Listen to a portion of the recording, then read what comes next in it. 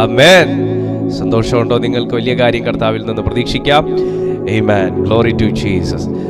ഇന്ന് നമ്മുടെ ചിന്തയ്ക്ക് ആധാരമായി കർത്താവ് വളരെ അനുഗ്രഹീതമായ ഒരു ചിന്തയാണ് തന്നിരിക്കുന്നത്. യിരെമ്യ പ്രവാചകന്റെ പുസ്തകം 4-ാമത്തെ അധ്യായം. യിരെമ്യ പ്രവാചകന്റെ പുസ്തകം 4-ാമത്തെ അധ്യായം, അതിന്റെ 1 മുതൽ അതിന്റെ 1ഉം 2ഉം തിരുവെഴുത്തുകൾ നമുക്ക് ഇന്നത്തെ ചിന്തയ്ക്ക് ആസ്പദമായി നമുക്ക് വായിക്കാം. യിരെമ്യ പ്രവാചകന്റെ പുസ്തകം 4-ാമത്തെ അധ്യായം, അതിന്റെ 1ഉം 2ഉം തിരുവചനങ്ങൾ നമുക്ക് വായിക്കാം. ഇസ്രായേലേ, നീ മനം തിരിയുമെങ്കിൽ എൻ്റെ അടുക്കലേക്ക് മടങ്ങി വന്നുകൊള്ളുക എന്ന് യഹോവയുടെ അരുളപ്പാട്. നിന്റെ മ്ലേച്ഛ വിഗ്രഹങ്ങളെ എൻ്റെ മുമ്പിൽ നിന്ന് നീക്കിക്കളയുമെങ്കിൽ നീ അലഞ്ഞു നടക്കേണ്ടി വരികയില്ല. യഹോവയാണ് എന്ന് നീ പരമാർത്ഥമായും ന്യായമായും നീതിയായും സത്യം ചെയ്യുകയും ജാതികൾ അവനിൽ തങ്ങളെ തന്നെ അനുഗ്രഹിച്ച് അവനിൽ പുകഴുകയും ചെയ്യും. യിരെമ്യ പ്രവാചകന്റെ പുസ്തകം 4-ാമത്തെ അധ്യായം മുതൽ 6-ാമത്തെ അധ്യായം വരെ ഒരു ഉണർവിന്റെ വചനങ്ങളാണ്. അതായത് ഇസ്രായേലിൽ ഒരു ഉണർവ് സംഭവിക്കുന്ന, യഹൂദരുടെ ഇടയിൽ, യഹൂദ പുരുഷന്മാരുടെ ഇടയിൽ ഒരു ഉണർവ് എന്ന് പറയുന്നതിനേക്കാൾ ഒരു നവീകരണം. കാരണം അന്നത്തെ കാലഘട്ടത്തിൽ ന്യായപ്രമാണം കണ്ടുകിട്ടിയിരുന്നില്ല. ഈ കാലഘട്ടത്തിൽ, ഈ പ്രവചനം പറയുന്ന ഈ കാലഘട്ടത്തിൽ ന്യായപ്രമാണം കണ്ടുകിട്ടിയിരുന്നില്ല. അപ്പോ ഉണർവെന്ന് പറയുന്നതിനേക്കാൾ ഒരു നവീകരണം എന്നതിനെ ഉപയോഗിക്കുന്നതായിരിക്കും. ജാതികളെ നവീകരിക്കുന്ന നിലയിലുള്ള ഒരു ദൈവശബ്ദം വെളിപ്പെടുന്ന ഒരു കാലഘട്ടമായിരുന്നു അത്. ആ സമയം 4-ാമത്തെ അധ്യായം മുതൽ 6-ാമത്തെ യിരെമ്യാവിന്റെ പ്രവചന പുസ്തകം 4-ാമത്തെ അധ്യായം മുതൽ 6-ാമത്തെ അധ്യായം വരെ നമ്മൾ പഠിക്കുമ്പോൾ ഈ നവീകരണത്തിന് വേണ്ടി എന്തൊക്കെയാണ് ഒരു വ്യക്തി ചെയ്യേണ്ടത് എന്നുള്ളത് വ്യക്തമായി നമുക്ക് മനസ്സിലാകും. മാത്രമല്ല, നവീകരണം എന്ന് പറയുന്നതിന്റെ അർത്ഥം ഒരു വ്യക്തിക്ക് മാറ്റം വരാതെ, അതായത് ഒരു വ്യക്തിയുടെ ശരീരത്തിന് മാറ്റം വരാതെ ഇന്റേണലി അവനിൽ സംഭവിക്കുന്ന ഒരു മാറ്റത്തോടുകൂടെ ഫിസിക്കലി അവനിൽ ഉണ്ടാകുന്ന, നമുക്ക് പ്രഥമ ദൃഷ്ടിയാൽ തന്നെ മനസ്സിലാക്കത്തക്ക നിലയിലുള്ള മാറ്റങ്ങൾ ഫിസിക്കലി അവൻ കൊണ്ടുവരുന്ന ഒരു അവസ്ഥയാണ് നവീകരണം എന്ന് പറയുന്നത്. ശരീരത്തിന് മാറ്റമില്ല, നിറത്തിന് മാറ്റമില്ല, ഒന്നും മാറ്റില്ല. എന്നാൽ ഇന്റേണലി സംഭവിക്കുന്ന ചില മാറ്റങ്ങളാൽ, ഇന്റേണലി സംഭവിക്കുന്ന ചില രൂപാന്തരങ്ങളാൽ ഇന്റേണലിയും ഫിസിക്കലിയും അവനിൽ സംഭവിക്കുന്ന പ്രകടമായ മാറ്റമാണ് നവീകരണം എന്ന് പറയുന്നത്. ഇന്റേണലി ഒരു വ്യക്തിക്ക് മാറ്റം സംഭവിച്ചു കഴിഞ്ഞാൽ ഞാൻ വിശ്വസിക്കുന്നത് അവന്റെ എല്ലാ മേഖലകളിലും ഭയങ്കരമായിട്ടുള്ള ഒരു നവീകരണം ഉണ്ടാകുമെന്നുള്ളതാണ്. യേശു ഇങ്ങനെ ഒരിക്കൽ പറഞ്ഞു, ഒന്നും പുറത്ത് അകത്തേക്ക് പോകുന്നതല്ല ഒരു മനുഷ്യനെ അശുദ്ധനാക്കുന്നത്, അകത്തുനിന്ന് പുറത്തേക്ക് വരുന്നതാണ് ഒരു വ്യക്തി അശുദ്ധനാക്കുന്നത്. കൊരിന്ത് സഭയിൽ ഭക്ഷണം കഴിക്കുന്നതുമായിട്ട് ബന്ധപ്പെട്ടുള്ള ഒരു തർക്കത്തിനിടയ്ക്ക് പറഞ്ഞതാണ്, ദൈവത്തിന്റെ ആത്മാവ് പറഞ്ഞൊരു വാക്കാണത്. അതുപോലെ തന്നെ യേശുവും പറഞ്ഞിട്ടുണ്ട് ഇതേ വാക്ക്. ഒന്നും പുറത്തുനിന്ന് അകത്തോട്ട് പോകുന്നതല്ല, അകത്തുനിന്ന് പുറത്തേക്ക് വരുന്നതാണ് ഒരു മനുഷ്യനെ അശുദ്ധനാക്കുന്നതെന്ന്. അപ്പോൾ ഈ ദൈവവചനം ഒരു വ്യക്തിയുടെ ജീവിതത്തിൽ ചെയ്യുന്നത് അവനെ പുറമെ പണിതെടുക്കുന്നതിനേക്കാളും അവനെ അകമെ പണിതെടുക്കും. അകമെ ഒരു വ്യക്തി നിങ്ങൾക്കൊരു സത്യം അറിയോ? പുറമെ അല്ല ഒരു മനുഷ്യൻ ഇടിയുന്നത്, പുറമെ അല്ല ഒരു മനുഷ്യൻ പരാജയപ്പെടുന്നത്. അവൻ എന്ന് അകത്തെ മനുഷ്യന് സംബന്ധമായി ഒരു വ്യക്തി പരാജയപ്പെട്ടുവോ, ചില ദിവസങ്ങൾ കഴിയുമ്പോൾ ആ പരാജയത്തിന്റെ റിസൾട്ട് പുറത്തെ മനുഷ്യനിൽ അറിയാൻ തുടങ്ങും. അകത്തെ മനുഷ്യൻ വീക്കാകുന്ന സമയം ഒരിക്കലും പുറത്തെ മനുഷ്യൻ വീക്കായി എന്ന് കാണിക്കത്തില്ല.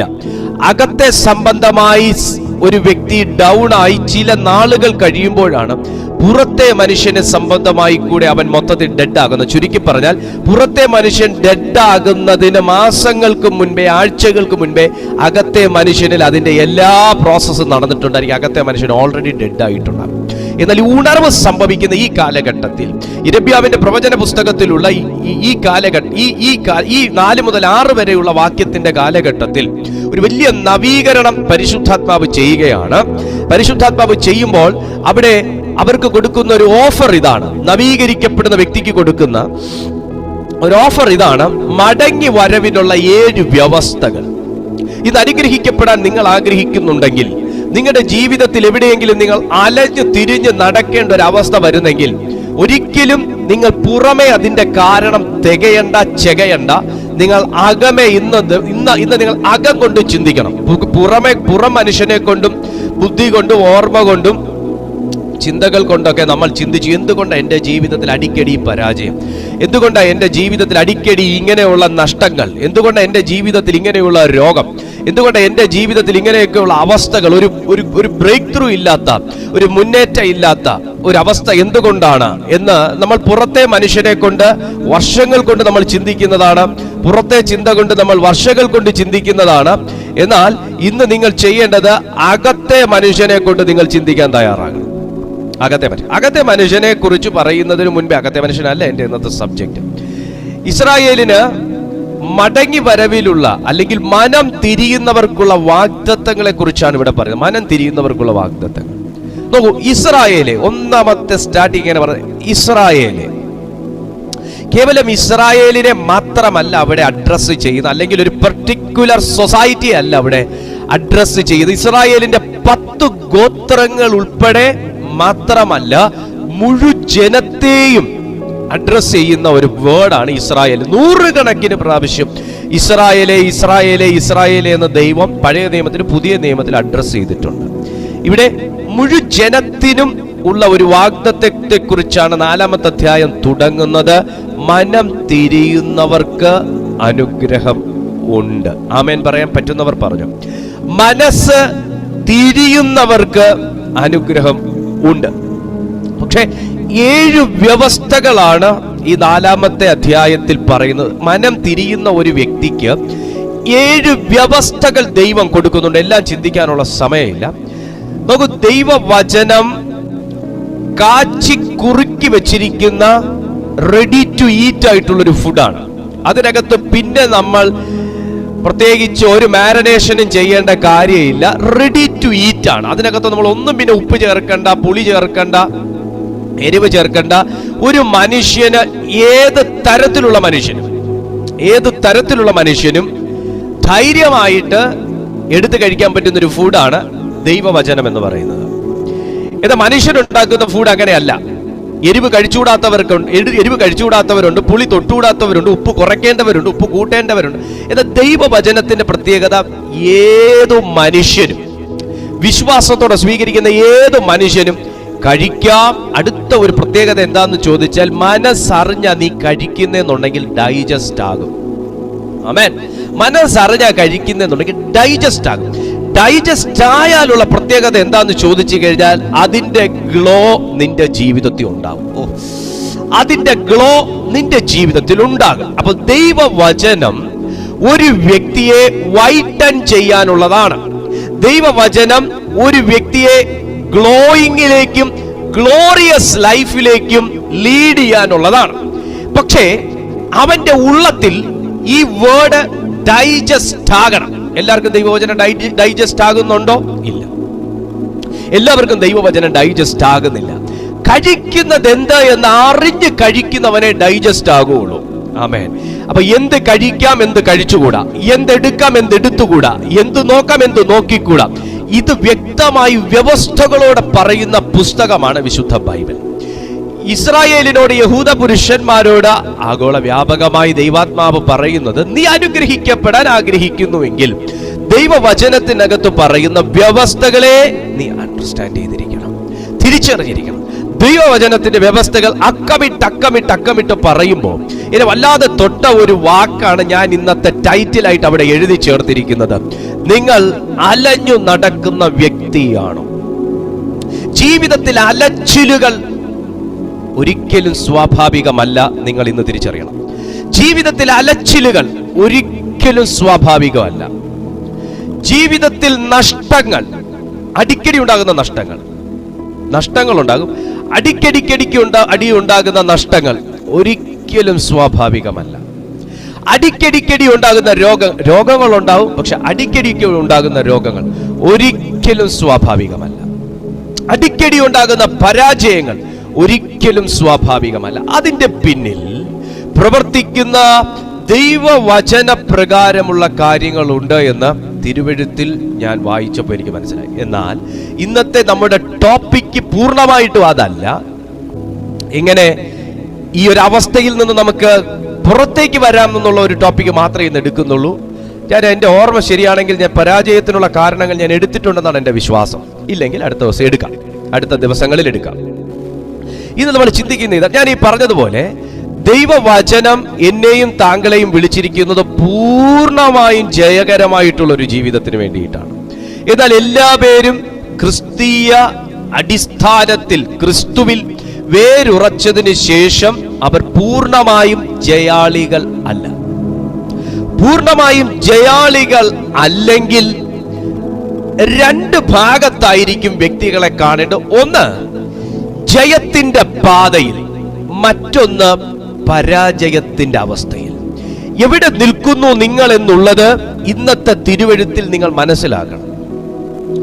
എന്നോട് പല ദൈവമക്കളും വിളിച്ചു പറയാറുള്ള ഒരു കാര്യമാണ്, ബ്രദർ, ഞാൻ ബ്രദറിന്റെ ഒരു ക്ലാസ് കേട്ടു. ബ്രദറിന്റെ ആ ടീച്ചിങ്ങിൽ പറഞ്ഞ ആ പോയിന്റ് എൻ്റെ ലൈഫിനെ ചേഞ്ച് ചെയ്തു. അന്ന് മുതൽ ഞാൻ ഇന്ന കാര്യങ്ങൾക്ക് വ്യത്യാസം വരുത്തി, എൻ്റെ ലൈഫിൽ വലിയ ബ്രേക്ക് ത്രൂ ഉണ്ടായി. ദൈവവചനത്തിൽ പറയുന്ന കാര്യങ്ങൾ ഒരു വ്യക്തി റിയലൈസ് ചെയ്യുമ്പോൾ, അണ്ടർസ്റ്റാൻഡ് ചെയ്യുമ്പോൾ, ആ വ്യക്തിയുടെ ജീവിതത്തിൽ വലിയ മാറ്റങ്ങൾ ഉണ്ടാകും. ദൈവവചനത്തിനകത്ത് ജനത്തോട് പറയാൻ ആഗ്രഹിക്കുന്ന ഒരു കാര്യം ഇത് തന്നെയാണ്. നിന്റെ ഫെയില്യൂഴ്സിൽ നിന്ന്, നിന്റെ പരാജയങ്ങളിൽ നിന്ന് ജയത്തിലേക്ക് നിന്നെ നയിക്കുന്നത് ഒരു മന്ത്രവാദങ്ങളുമല്ല, ദൈവത്തിന്റെ ശുദ്ധവചനമാണ്. ദൈവത്തിന്റെ ശുദ്ധവചനമാണ്. ബൈബിൾ പറയുന്നു, ഇസ്രായേലേ, നീ മനം തിരിയുമെങ്കിൽ. ഒരു വ്യക്തിയുടെ ജീവിതത്തിൽ തിരിയേണ്ടത് മനസ്സാണ്. നിങ്ങൾ യേശുവിനെ സ്വീകരിച്ചത് മനസ്സോടെയാണ്, ആണോ? ഞാൻ യേശുവിനെ സ്വീകരിച്ചത് മനസ്സോടെയാണ്. എൻ്റെ അറിവുകൾ കൊണ്ട് എനിക്കൊരിക്കലും ദൈവ സാന്നിധ്യത്തിനകത്ത് നിൽക്കാൻ കഴിയുകയില്ല. ഞാൻ യേശുവിനെ അറിയുമായിരിക്കും, അറിവുകൾ കൊണ്ട് ഞാൻ യേശുവിനെ അറിയുമായിരിക്കും. പക്ഷെ എനിക്ക് അറിഞ്ഞ സത്യത്തിൽ നിൽക്കാൻ കഴിയണമെങ്കിൽ എൻ്റെ മനസ്സിന് ഒരു ഉറപ്പ് ആവശ്യമാണ്, ആത്മാവല്ല. മനസ്സിന് ഒരു ഉറപ്പ് ആവശ്യമാണ്. സാത്താൻ ഏറ്റവും കൂടുതൽ മനുഷ്യനെ ട്രാപ്പ് ചെയ്യുന്നത് മാനസികമായിട്ടാണ്. നിങ്ങൾ അലഞ്ഞു നടക്കുന്നതിൻ്റെയും പരാജയങ്ങൾ അടിക്കടി ഏറ്റുവാങ്ങുന്നതിൻ്റെയും ജീവിതം ഒരു കഷ്ടനഷ്ടത്തിന്റെ പടുകൂറ്റൻ അവസ്ഥയിലേക്ക് കൂപ്പുകുത്തുന്നതിൻ്റെയും ഒക്കെ പിന്നിൽ അറിഞ്ഞോ അറിയാതെയോ നിങ്ങളുടെ മനസ്സിന്റെ ഒരു സഹകരണം ഉണ്ടെന്നുള്ളതാണ്. എന്നാൽ ഇന്ന് ദൈവം നിങ്ങളെ ആ അവസ്ഥയിൽ നിന്നാണ് ആദ്യം തിരിക്കുന്നത്. നിങ്ങളുടെ മനസ്സിനെ അല്ല ദൈവം ഇപ്പോൾ തൊട്ടുകൊണ്ടിരിക്കുന്നത്, ഈ വേർഡ് തൊട്ടുകൊണ്ടിരിക്കുന്നത് നിങ്ങളുടെ മനോഭാവങ്ങളെയാണ് തൊടുന്നത്.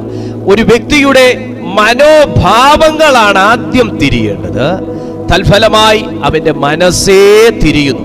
മനസ്സ് തിരിഞ്ഞാൽ ആ മനസ്സ് എന്ത് ശബ്ദത്താലാണ്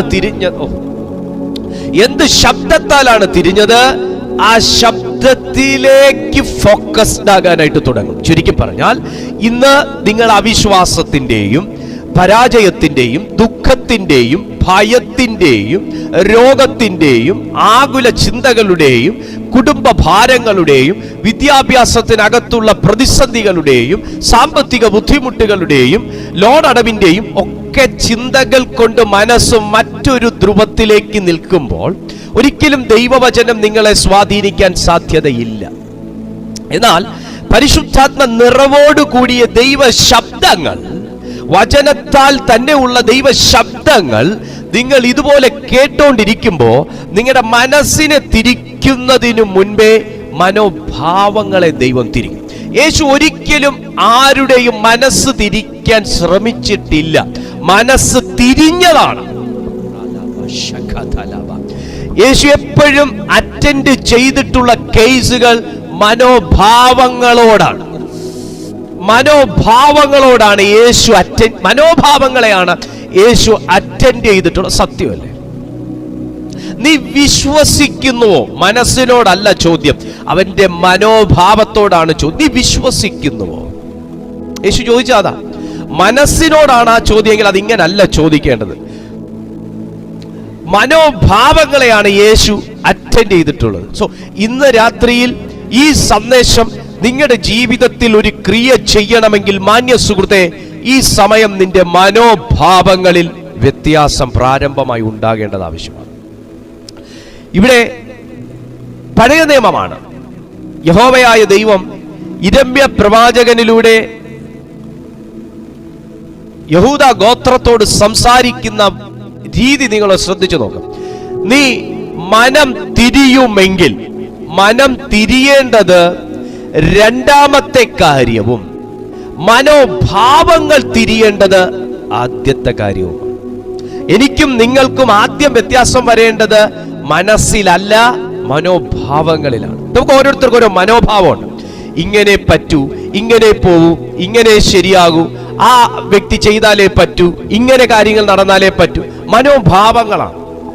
മനോഭാവങ്ങൾ തന്നെയാണ് ഒരു വ്യക്തിയെ ഉന്നതനാക്കുന്നതും ഒരു വ്യക്തിയെ പാമരനാക്കുന്നതും. എന്നാൽ ദൈവം ഇവിടെ മനോഭാവത്തോടുള്ള അപ്രോച്ച് നിങ്ങൾ ശ്രദ്ധിക്കുക. നിങ്ങളുടെ ജീവിതം അലച്ചിലിൽ നിന്നും ആശങ്കകളിൽ നിന്നും ആകുലതകളിൽ നിന്നുമൊക്കെ ഇന്ന് രാത്രി സേവ് ചെയ്യപ്പെടുന്നതിന്റെ പ്രത്യേകമായ കാരണം ഇത് തന്നെയാണ്. നിങ്ങളുടെ മനോഭാവങ്ങളെ കർത്താവ് തിരിക്കും. നിങ്ങളുടെ മനോഭാവങ്ങളെ ദൈവം തിരിക്കും. എനിക്ക് ജോലി കിട്ടില്ല, അടുത്ത എക്സാമിന് ഞാൻ ഫെയിലാകും, ഇതൊക്കെ മനോഭാവങ്ങളാണ്.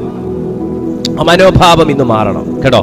ആ മനോഭാവം ഇന്ന് മാറണം. ഇനിയും ഞാൻ അറ്റൻഡ് ചെയ്താൽ കാര്യമുണ്ടെന്ന് തോന്നുന്നില്ല, ആ മനോഭാവം മാറണം. ഞാൻ പ്രാർത്ഥിച്ചാലും നടക്കുമെന്ന് തോന്നുന്നില്ല, കുറച്ചും കൂടെ അഭിഷേകമുള്ള ഒരു വ്യക്തി പ്രാർത്ഥിച്ചാലേ നടക്കൂ, ആ മനോഭാവം മാറണം. അടുത്ത മാസം ഇതേ പ്രശ്നം എനിക്ക് വരും, ആ മനോഭാവം മാറും. മനോഭാവം മാറാതെ മനസ്സാന്തരപ്പെട്ടു എന്ന് പറഞ്ഞിട്ട് കാര്യമില്ല. മാനസാന്തരപ്പെട്ടു എന്ന് പറയേണ്ടത് ഞാനല്ല, മനോഭാവം മാറി എന്ന് പറയേണ്ടത് ഞാനാ. മാനസാന്തരപ്പെട്ടു എന്ന് പറയേണ്ടത് ദൈവമാണ്. ഹല്ലേലൂയ. പറയുന്നു, ഇസ്രായേലേ, നീ മനം തിരിയുമെങ്കിൽ എന്റെ അടുക്കലേക്ക് മടങ്ങി വന്നുകൊള്ളുക. മോനെ, ഒരു വ്യക്തിക്ക് മടങ്ങി വരാനുള്ള അവസരം ദൈവം കൊടുക്കും, എപ്പോഴും കൊടുക്കും, എപ്പോഴും കൊടുക്കും. നിസ്സംശയം ഞാൻ പറയും, എപ്പോഴും ദൈവം മടങ്ങി വരാനുള്ള അവസരം കൊടുക്കും ഒരു വ്യക്തിക്ക്. പക്ഷേ അവിടെ ഓരോ മടങ്ങി വരവിലും അവൻ ഓരോ മനോഭാവങ്ങൾക്കകത്ത് മാറ്റം വന്നവനായിരിക്കണം. അവൻ അകന്നു പോയത് കൊണ്ടാണ് മടങ്ങി വരാനുള്ള ഒരു ആഹ്വാനം ദൈവം നടത്തുന്നത്. ഒരു വ്യക്തിയുടെ മനോഭാവങ്ങൾ ദൈവത്തോട് അവനെ അടുപ്പിക്കുകയും ദൈവത്തിൽ നിന്ന് അവനെ അകറ്റുകയും ചെയ്യും. ഒരു വ്യക്തിയുടെ മനോഭാവങ്ങൾ ദൈവത്തിൽ അവനെ വളർത്തുകയും ദൈവവിശ്വാസത്തിൽ നിന്ന് അവനെ കുറയ്ക്കുകയും ചെയ്യും. അതായത് ഉള്ളിലേക്ക് എടുക്കുന്നത് മാത്രമല്ല, ഉള്ളിൽ നിന്ന് ചിന്തിച്ചു കൂട്ടുന്നത് അവന്റെ മനോഭാവങ്ങളെ ബാധിക്കും. ഇവിടെ ദൈവം പറയുന്ന 3 കാര്യങ്ങൾ ഇതാണ്. ഒന്ന്, മനം തിരിയുമെങ്കിൽ മടങ്ങി വന്നു കൊള്ളുക. അടുത്ത വാക്ക്, അലഞ്ഞു നടക്കേണ്ടി വരികയില്ല. ഈ 3 വാക്കും വളരെ ഇമ്പോർട്ടന്റ് ആണ്. ഒന്ന്, ഒരു വ്യക്തിക്ക് മനം തിരിയണം. 2, മനം തിരിഞ്ഞവൻ മടങ്ങി വരണം. മടങ്ങി വന്നവൻ നിന്നാൽ അവൻ അലഞ്ഞു നടക്കേണ്ടി വരികയില്ല. ഇതാ ദൈവവചനം. ഇത് രാത്രിയിലും ദൈവത്തെ അറിയാത്തവരും പ്രാർത്ഥിക്കാത്തവരുമായിട്ട് ആരും ഇതിനകത്തില്ല. നമ്മൾ ഈ 3 കാര്യങ്ങളെ ഇന്ന് നാം ചിന്തിക്കണം. ഒന്ന്, ഞാൻ മനം തിരിഞ്ഞോ? സത്യമായിട്ട് ഞാൻ മനം തിരിഞ്ഞോ? 2, മനം തിരിഞ്ഞ ഞാൻ മടങ്ങി ചെന്നോ? മടങ്ങി ചെന്നാൽ ഞാൻ ഇപ്പൊ ക്രിസ്തുവിന്റെ കൂടെ ആയിരിക്കണം. എന്നെ വേറെ ഒരു ഗ്യാങ്ങിലും എന്നെ കാണാൻ കിട്ടത്തില്ല. 3, 2 കാര്യവും ഞാൻ ഓക്കെ പറയുകയാണെങ്കിൽ 3ാമത്തെ കാര്യത്തിനകത്ത് ഞാൻ കുഴയാൻ പാടില്ല. ഞാൻ ഇന്ന് അലഞ്ഞു നടക്കുന്നുണ്ടോ, അലഞ്ഞു നടക്കുന്നില്ലയോ? ഞാൻ മനം തിരിഞ്ഞു പാസ്റ്റർ, ഞാൻ മടങ്ങി വന്നു പാസ്റ്റർ, പക്ഷെ ഞാൻ അലഞ്ഞു നടക്കുന്നു. അങ്ങനെയാണെങ്കിൽ എന്തോ ഒരു പാകപ്പിഴ ഇതിനകത്തുണ്ട്. നമ്മുടെ മനോഭാവങ്ങളിലോ മാനസാന്തരത്തിലോ മടങ്ങി വരവിലോ മനം തിരിയലിലോ എവിടെയൊക്കെയോ ചില പാകപ്പിഴകൾ ഉള്ളത് കൊണ്ടാണ് അലച്ചിലുകൾ ഇന്നും ഉള്ളത്. ദൈവവും ദൈവവചനവും ഒരിക്കലും മനുഷ്യനെ കുറ്റപ്പെടുത്തുന്നില്ല എന്നുള്ള സത്യം നിങ്ങൾ ഇന്ന് രാത്രി തിരിച്ചറിയണം. ദൈവത്തിന്റെ മർമ്മ രൂപമായ വചനങ്ങൾ നമുക്ക് വെളിപ്പെട്ട് കിട്ടുമ്പോഴാണ് മനം തിരിയലുകൾ സംഭവിക്കുന്നത്. ഞാൻ വിശ്വസിക്കുന്നത് ഇങ്ങനെയാണ്. മനം തിരിയൽ എന്ന് പറയുന്നത് ഒരിക്കൽ സ്നാനക്കുളത്തിൽ വെച്ച് നടക്കേണ്ട കാര്യമല്ല. മനം തിരിയലും മാനസാന്തരവും പരിച്ഛേദനയും, ഹൃദയത്തിന്റെ പരിച്ഛേദനയും ദൈനംദിനം നടക്കേണ്ടതാണ്. ഒരു ദിവസം 3 വട്ടം പ്രാർത്ഥിക്കുമെങ്കിൽ 3 പ്രാവശ്യവും നടക്കേണ്ട കാര്യമാണെന്ന് വിശ്വസിക്കുന്ന ഒരു വ്യക്തിയാണ് ഞാൻ. അങ്ങനെയാണെങ്കിൽ പ്രിയപ്പെട്ട സുഹൃത്തെ, ഈ 3 കാര്യങ്ങളെ ഇന്ന് നാം വിശകലനം ചെയ്തു കഴിയുമ്പോൾ നിന്റെ ജീവിതത്തിൽ നിന്നെ അലയ്ക്കുന്ന അവസ്ഥകൾ ദൈവം എടുത്തു കളയും. വിശ്വസിക്കുന്നോ നിങ്ങൾ? നിന്റെ ജീവിതത്തിൽ അലച്ചിലുകൾ കൊണ്ടുവരുന്ന, പാഴ്ചെലവുകൾ കൊണ്ടുവരുന്ന, നഷ്ടം കൊണ്ടുവരുന്ന, പരാജയം കൊണ്ടുവരുന്ന, ദുഃഖം കൊണ്ടുവരുന്ന, നെടുവീർപ്പുകൾ കൊണ്ടുവരുന്ന അവസ്ഥകൾ ഇന്ന് ദൈവം ക്യാൻസൽ ചെയ്യും. നീ വിശ്വസിച്ചോ? നിന്റെ ഒരു അനുഗ്രഹത്തിലേക്കാണ് ദൈവം ഇന്ന് രാത്രി വിളിച്ചേക്കുന്നത്. ഒരനുഗ്രഹത്തിലേക്കാണ് ദൈവം ഇന്ന് രാത്രി വിളിച്ചേക്കുന്നത്. പ്രത്യേകിച്ച് ഇന്നത്തെ മീറ്റിംഗ് പ്രാർത്ഥിച്ചു തുടങ്ങിയപ്പോൾ തന്നെ ഒരു ഭയങ്കര ദൈവ സാന്നിധ്യം ഞാൻ അനുഭവിക്കാൻ തുടങ്ങുന്നത് കൊണ്ട് തന്നെ ഞാൻ പറയുന്നു, ഇന്ന് നിന്റെ ലൈഫിലെ ലിമിറ്റേഷന്റെ ചരട് സ്വർഗം പൊട്ടിക്കും. അപ്പൊ ദൈവം പറയുന്നു, നീ മനം തിരിയുമെങ്കിൽ എന്റെ അടുക്കലേക്ക് മടങ്ങി വന്നുകൊള്ളുക. മടങ്ങി വന്നാലുള്ള അടുത്ത ഒരു കാര്യം പറയുന്നത്, അടുത്തത്, നിന്റെ മ്ലേച്ഛ വിഗ്രഹങ്ങളെ എന്റെ മുമ്പിൽ നിന്ന് നീക്കി കളയുമെങ്കിൽ നീ അലഞ്ഞു നടക്കേണ്ടി വരികയില്ല. ഇവിടെ ഇസ്രായേൽ ജനം അലഞ്ഞു നടക്കുക എന്ന് പറയുമ്പോൾ അന്വേഷിച്ച് നടക്കുക എന്നുള്ളതാണ്. അവർ എന്തിനു ഏതിനും അലച്ചില്ല. ദൈവം വിളിച്ചിറക്കിയ ഒരു കൂട്ടം ജനം, ദൈവത്തിന്റെ സ്വന്തം ജനം, ദൈവത്തെ അറിഞ്ഞ ജനം, ദൈവം അറിഞ്ഞ ജനം, ഭയങ്കര വിശ്വാസമുള്ള ജനം. പക്ഷേ അവർക്ക് വെള്ളത്തിന് അലച്ചില്, അപ്പത്തിന് അലച്ചില്, കാടയ്ക്ക് അലച്ചില്, പണത്തിന് അലച്ചില്, സുഖത്തിന് അലച്ചില്, സ്വസ്ഥതയ്ക്ക് അലച്ചില്, ഉറക്കത്തിന് അലച്ചില്, എന്തിനും ഏതിനും അലച്ചിൽ. ഒന്നും എവിടെയും എത്താത്ത ഒരവസ്ഥയിലാണ് ഇന്നത്തെ അവസ്ഥ. എന്നാൽ ദൈവം പറയുന്നു, മടങ്ങി വരിക. അതിന് ദൈവം പറയുന്ന വ്യവസ്ഥ ഇതാണ്. ഒന്ന്, മ്ലേച്ഛ വിഗ്രഹങ്ങളെ എന്റെ മുമ്പിൽ നിന്ന് നീക്കണം. വിഗ്രഹങ്ങളിൽ ദൈവം വസിക്കുന്നില്ല.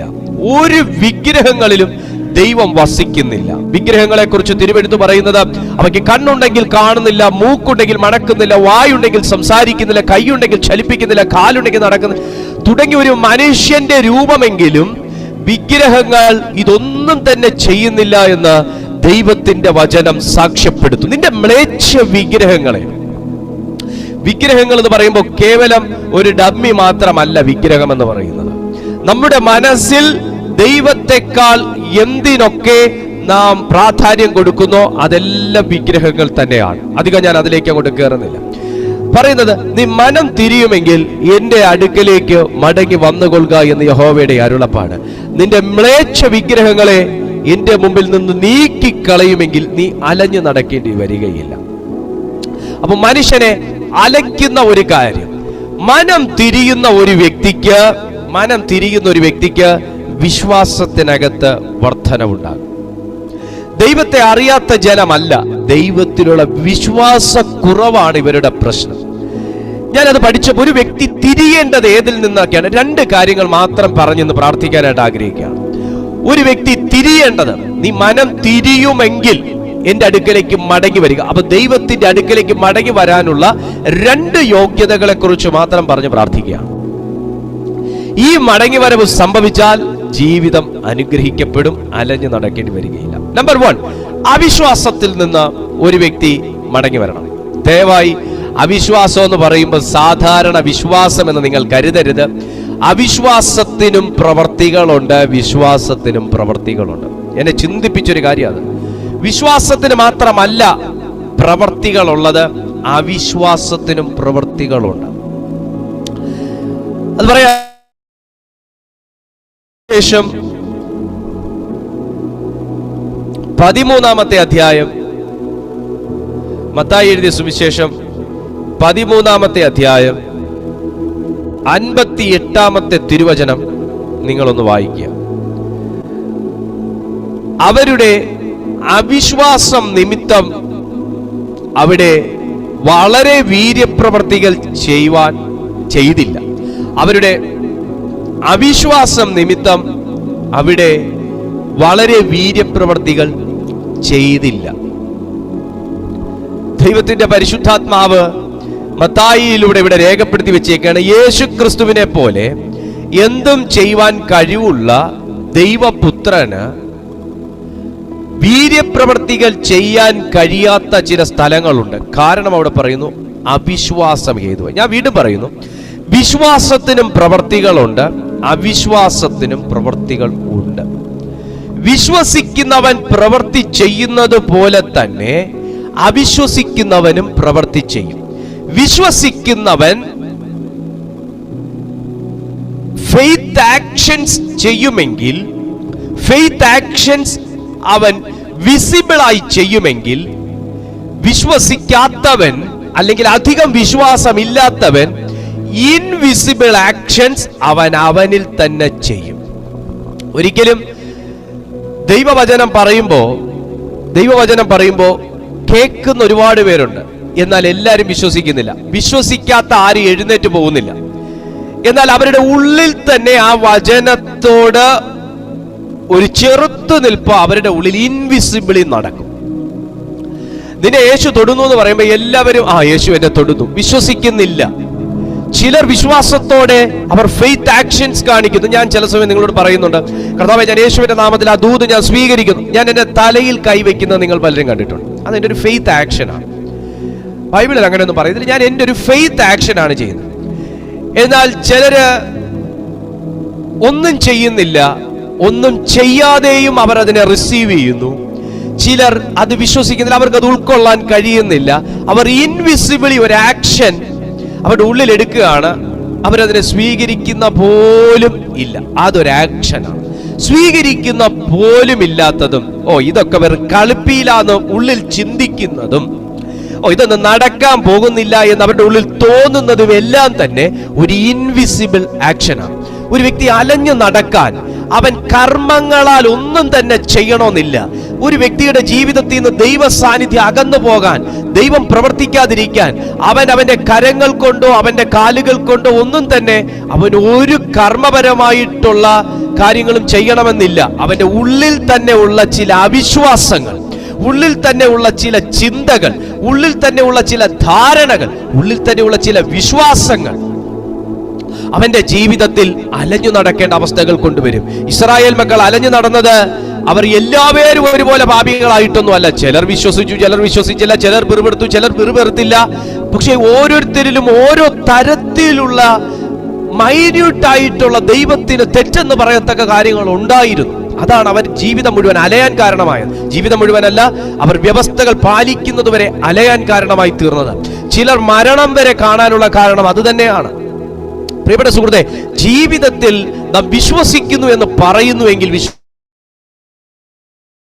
പ്രവൃത്തികൾ ഉണ്ടെങ്കിൽ വിശ്വാസത്തിനും പ്രവൃത്തികൾ ഉണ്ട്. അവിശ്വാസത്തിന് പ്രവൃത്തി ഉണ്ടെങ്കിൽ വിശ്വാസത്തിനും പ്രവൃത്തികളുണ്ട്.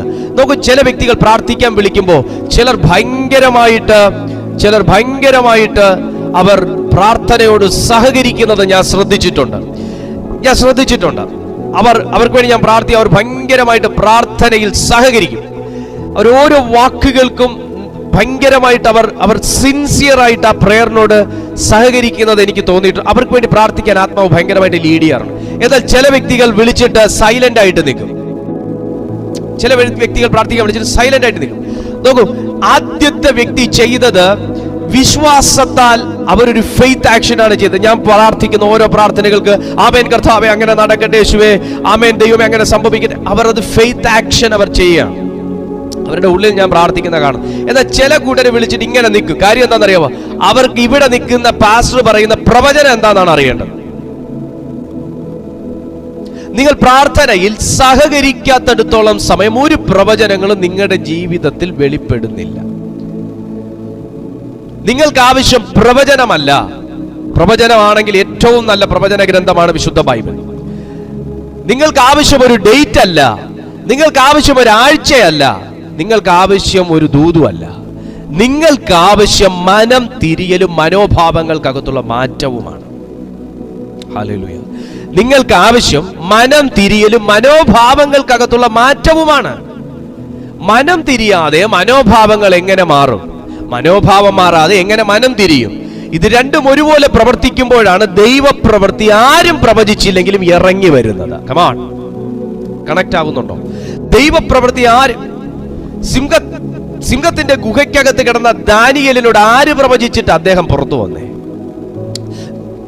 സിംഹത്തിന്റെ വായടയ്ക്കുന്ന ഒരു വലിയ കരം ഞാൻ കാണുന്നു എന്ന് ആര് പ്രവചിച്ചിട്ടാ സിംഹത്തിന്റെ വായടഞ്ഞേ? യാക്കോബിനോട് ആര് പ്രവചിച്ചിട്ടാ ദൈവ സാന്നിധ്യം താൻ കിടന്നെടുത്ത് ഇറങ്ങിയത്? പൗലോസിനോട് കപ്പൽ തകർന്നു പോകുന്ന സമയത്ത് ആര് പ്രവചിച്ചിട്ടാ പുള്ളിക്കാരൻ മെലീത്തയിൽ ചെന്ന് ചേർന്നത്?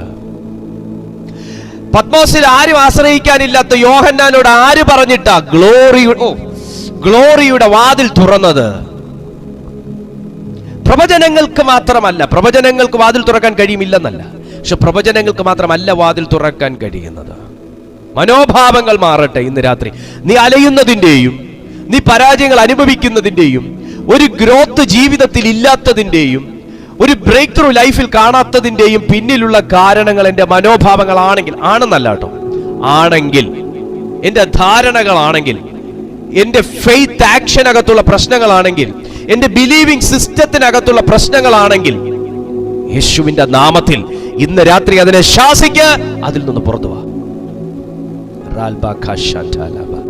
ഇവിടെ കർത്താവ് പറയുന്നത്, നീ ആദ്യം മനം തിരിയുമെങ്കിൽ മടങ്ങി വരിക. മടങ്ങി വരാൻ ദൈവം അവസരം കൊടുക്കുന്നത് മനം തിരിയുന്നവനാണ്. മൂന്നാമത് കർത്താവ് കൊടുക്കുന്ന ഒരു പ്രോമിസ് ഇതാണ്, എന്നാൽ നീ അലഞ്ഞു നടക്കേണ്ടി വരത്തില്ല. ഇത് നിന്നോടുള്ള ദൂത. നീ അലഞ്ഞു നടക്കേണ്ടി വരത്തില്ല കുഞ്ഞ്. നീ ദൈവത്തോടു കൂടെ നിന്നിട്ടാണോ ഈ അലച്ചിൽ? ഭാരപ്പെടണ്ട. ദൈവത്തോടു കൂടെ നിന്നിട്ടാണോ ഈ ബുദ്ധിമുട്ട്? ഭാരപ്പെടണ്ട. നിനക്ക് ദൈവ റൂട്ട് ഓപ്പൺ ചെയ്യും. നിനക്ക് ദൈവ റൂട്ട് ഓപ്പൺ ചെയ്യും. ഇവിടെ മത്തായി എഴുതിയ സുവിശേഷം 13:58 അതാ കാണുന്നത്. അവരുടെ അവിശ്വാസം ഹേതുവായി അവൻ അവിടെ വളരെ വീര്യപ്രവൃത്തികൾ ചെയ്യാൻ കഴിഞ്ഞില്ല. മർക്കോസ് 6:6 വായിച്ചാൽ കുറച്ചുകൂടെ കത്തും. മർക്കോസ് എഴുതിയ സുവിശേഷം 6:6 വായിച്ചാൽ ദേ കിടക്കുന്നു, അവരുടെ അവിശ്വാസം ഹേതുവായി അവൻ ആശ്ചര്യപ്പെട്ടു. എന്റെ പൊന്നു സുഹൃത്തെ, വിശ്വാസം ഹേതുവായി അവൻ ആശ്ചര്യപ്പെട്ടു എന്ന് നിങ്ങൾ ബൈബിളിൽ വായിച്ചിട്ടുണ്ട്. വിശ്വാസം ഹേതുവായി, അതായത് ആ ശതാധിപന്റെ വിശ്വാസം, സ്ത്രീയുടെ വിശ്വാസമൊക്കെ ഹേതുവായി കർത്താവ് ഭയങ്കരമായിട്ട് അവരെ അങ്ങ് പ്രൈസ് ചെയ്തു. അവർക്ക് ഭയങ്കരമായിട്ട് കർത്താവ് 7 സ്റ്റാർ ഒക്കെ കൊടുത്തു. പറഞ്ഞു, ഇസ്രായേലിൽ പോലും ഞാൻ ഇങ്ങനത്തെ വിശ്വാസം കണ്ടിട്ടില്ല. യേശുവിനെ ആശ്ചര്യപ്പെടുത്തിയത് വിശ്വാസം മാത്രം അല്ല സുഹൃത്തെ, യേശുവിനെ ആശ്ചര്യപ്പെടുത്തിയത് അവിശ്വാസവും കൂടെ ഉണ്ട്. ബൈബിൾ പറയുന്നല്ലോ, മർക്കോസ് 6:6, അവരുടെ അവിശ്വാസം ഹേതുവായി അവൻ ആശ്ചര്യപ്പെട്ടു. കാരണം രോഗികളുടെ മേൽ യേശു പോയി കൈവച്ചിട്ടും സൗഖ്യം നടക്കുന്നില്ല. രോഗികളുടെ മേൽ യേശു കൈവച്ചിട്ട് പോലും സൗഖ്യം നടക്കുന്നില്ല എന്ന് നിങ്ങൾ ഓർക്കണം. ചുരുക്കി പറഞ്ഞാൽ, അവിശ്വാസത്തിന്റെ പ്രവൃത്തിക്ക് ദൈവത്തിന്റെ കരത്തെ തടുക്കാൻ കഴിയും.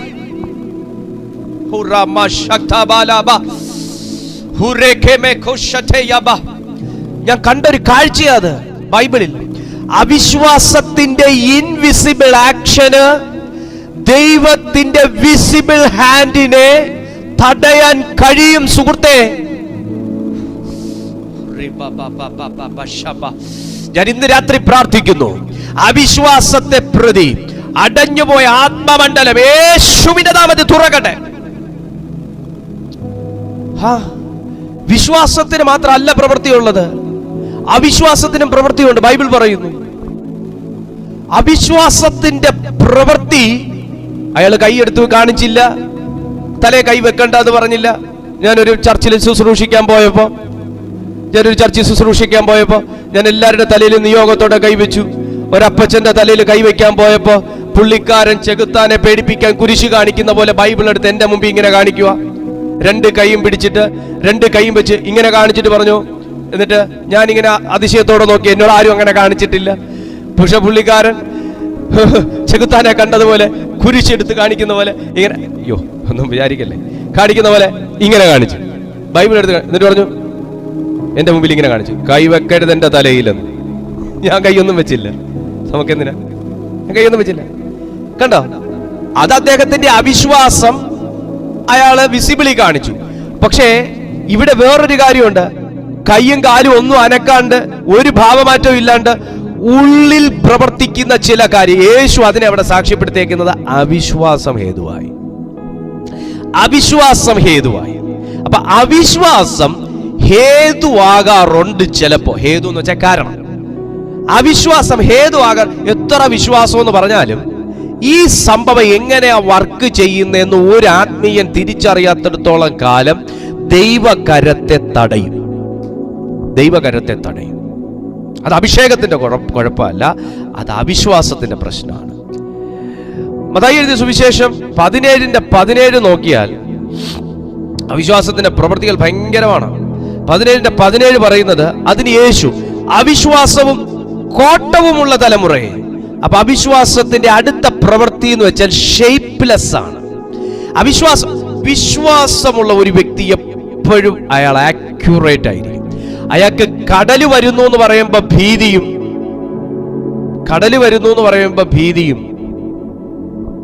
ചെറിയൊരു പ്രശ്നം വരുന്നു എന്ന് പറയുമ്പോൾ ധൈര്യമല്ല. കടല് വന്നാലും ചെറിയ പ്രശ്നം വന്നാലും അയാൾക്ക് ഒരേ ഭാവമായിരിക്കും. അവിശ്വാസമുള്ളവന്റെ ജീവിതത്തിൽ കോട്ടമുണ്ട്. അവൻ ഒരിക്കലും വളവ് നിവർന്ന് വരുമെന്ന് എനിക്ക് തോന്നുന്നില്ല. അവിശ്വാസത്തിന്റെ ആത്മാവിൽ നിന്ന് പുറത്തു വരാതെ ഒരു വ്യക്തിക്ക് നിവരാൻ പറ്റത്. കർത്താവിന്റെ മുമ്പിൽ നിനക്ക് നിവരെ നിൽക്കണമെങ്കിൽ നിന്റെ ഉള്ളത്തിൽ സ്ഥായിയായ ഒരു വിശ്വാസം ഉണ്ടാവണം. ഹല്ലേലൂയ.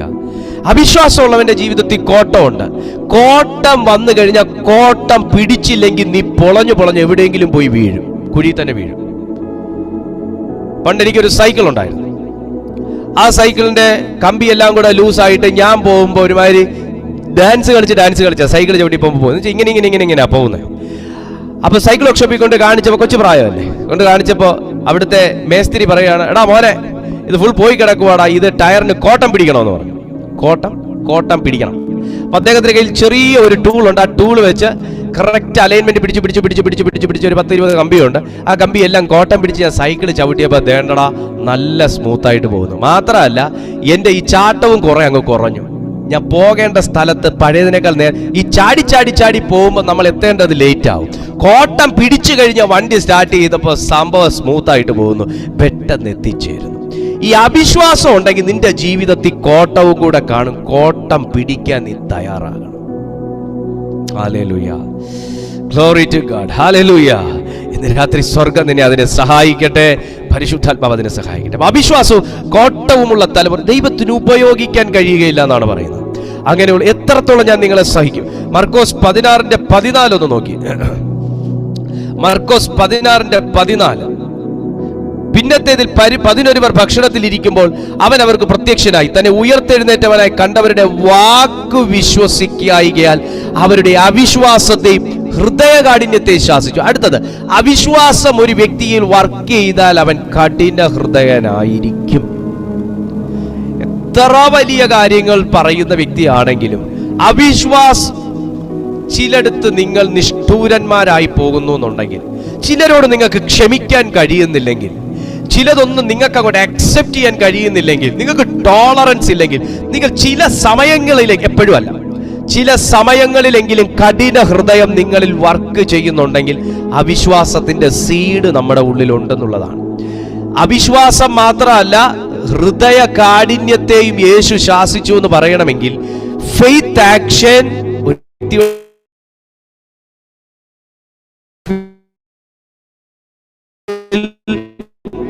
മറയില്ലാതെ വെളിപ്പെടണമെങ്കിൽ അവിശ്വാസ കാഠിന്യം ശാസിക്കണം. ഹൃദയം മാംസളമായ മാത്രമേ ഫെയ്ത്ത് അതിനകത്ത് വർക്ക് ചെയ്യുള്ളൂ.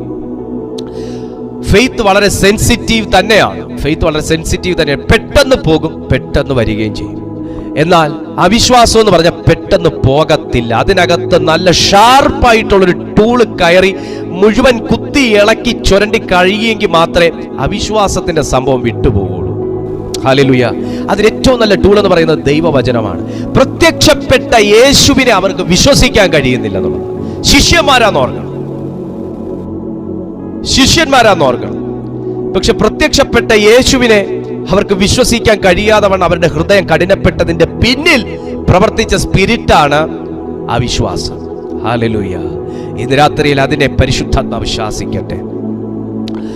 കൊരിന്ത്യർക്ക് എഴുതിയ 2-ാമത്തെ ലേഖനം 4-ാമത്തെ അധ്യായം 4-ാമത്തെ വാക്യം നമ്മൾ വായിക്കുമ്പോൾ, കൊരിന്ത്യർക്ക് എഴുതിയ 2-ാമത്തെ ലേഖനം 4-ാമത്തെ അധ്യായം 4-ാമത്തെ വാക്യം വായിക്കുമ്പോൾ അതിനകത്ത് പറയുന്നൊരു വേർഡ് ഇതാണ്: ദൈവപ്രതിമയായ ക്രിസ്തുവിന്റെ തേജസ്സുള്ള സുവിശേഷത്തിന്റെ പ്രകാശം ശോഭിക്കാതിരിപ്പാൻ ഈ ലോകത്തിന്റെ ദൈവം അവിശ്വാസികളുടെ മനസ്സ് കുരുടാക്കി. കണ്ണല്ല, മനസ്സ്. നിങ്ങൾ കേട്ടോ, അവിശ്വാസം ഒരു വ്യക്തിയിൽ വർക്ക് ചെയ്താൽ ഒന്ന്, അവന്റെ ജീവിതം കോണിപ്പോവും. അവൻ പോകുന്ന സകല കാര്യവും കോണിപ്പോവും. അവനൊരു വര വരച്ചാലും കോണും, അവനൊരു വിവാഹം കഴിച്ചാലും കോണും, അവനൊരു യാത്ര പുറപ്പെട്ടാലും കോണും. അവൻ പാളം തെറ്റും, കാരണം അവന്റെ കോട്ടം പിടിച്ചിട്ടില്ല.